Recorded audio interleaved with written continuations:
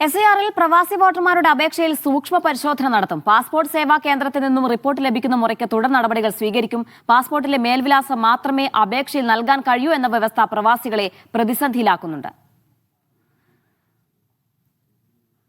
സാജിദ് അജ്മൽ ചേർന്ന വിശദാംശങ്ങൾ നൽകാനായി. സാജിദ്, SIR-ൽ പ്രവാസികളുടെ ആശങ്ക ഒഴിയുന്നില്ല. എപ്പോഴും ഏതെങ്കിലും തരത്തിലുള്ള പ്രതിസന്ധികൾ ഇവർക്ക് ഉണ്ടാകുന്നുണ്ട്. ഇപ്പോഴത്തെ പ്രതിസന്ധി എന്താണ്?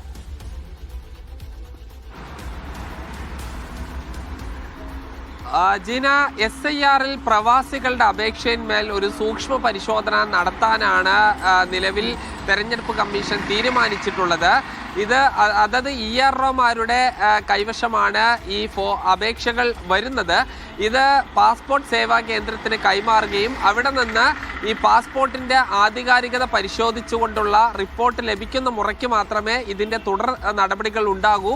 അത് പാസ്പോർട്ട് സേവാ കേന്ദ്രത്തിൽ നിന്നും എത്രയും വേഗത്തിൽ ഇതിൻ്റെ ആധികാരികത പരിശോധിച്ച് തുടർ നടപടികൾ സ്വീകരിക്കുമെന്നുള്ളതാണ് തെരഞ്ഞെടുപ്പ് കമ്മീഷൻ ഉദ്യോഗസ്ഥർ അറിയിക്കുന്നത്. അത് മറ്റ് അപേക്ഷകളിൽ ഇല്ലാത്ത ഒരു പ്രത്യേക സൂക്ഷ്മ പരിശോധനയാണ് പ്രവാസികളുടെ കാര്യത്തിൽ വന്നിരിക്കുന്നത്.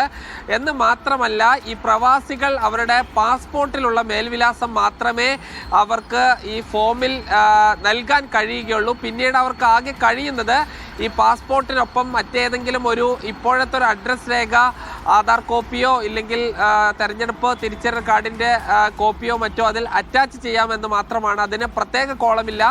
ഈ പാസ്പോർട്ടിൻ്റെ കൂടെ തന്നെ അത് അറ്റാച്ച് ചെയ്യുക എന്നുള്ളതാണ് നൽകുക. പക്ഷേ അതിൻ്റെ കോളത്തിൽ പൂരിപ്പിക്കാൻ കഴിയുന്നത് മുഴുവൻ പാസ്പോർട്ടിലെ മേൽവിലാസം മാത്രമാണ്. ഒരു വ്യക്തി ഒരു മേൽവിലാസത്തിൽ നിന്നും മറ്റൊരു മേൽവിലാസത്തിലേക്ക് മാറുക എന്നുള്ളത് സാധാരണമായി നടക്കുന്നതാണ്. ഒരു വീട്ടിൽ നിന്ന് മറ്റൊരു സ്ഥലത്തേക്ക് താമസം മാറുക എന്നുള്ളത്, പ്രത്യേകിച്ച് സ്ത്രീകൾ വിവാഹത്തിന് മുൻപ് പാസ്പോർട്ട് എടുത്ത ആളുകളാണെങ്കിൽ വിവാഹശേഷം അവരുടെ ഈ വോട്ടുണ്ടാകുക ഭർത്താവിൻ്റെ വീട്ടിലാണ്. മിക്ക ആളുകൾക്കും അവരുടെ പാസ്പോർട്ട് അഡ്രസ്സ് നേരത്തെ അവരുടെ സ്വന്തം വീട്ടിലുമായിരിക്കും. ഇത്തരം ആളുകൾക്കെല്ലാം തന്നെ ഇനി ഇവരുടെ കാര്യത്തിൽ എന്താണ് സംഭവിക്കാൻ പോകുക എന്നുള്ളൊരു ആശങ്ക തീർച്ചയായും ഉണ്ട്. അതിൽ തെരഞ്ഞെടുപ്പ് കമ്മീഷൻ ഒരു വ്യക്തത ഇതുവരെ വരുത്തിയിട്ടില്ല എന്നുള്ളതും ആശങ്ക ഉളവാക്കുന്ന കാര്യമാണ്. ജീന, ശരി, സാജിദ് അജ്മലാണ് വിവരങ്ങൾ നൽകിയത്.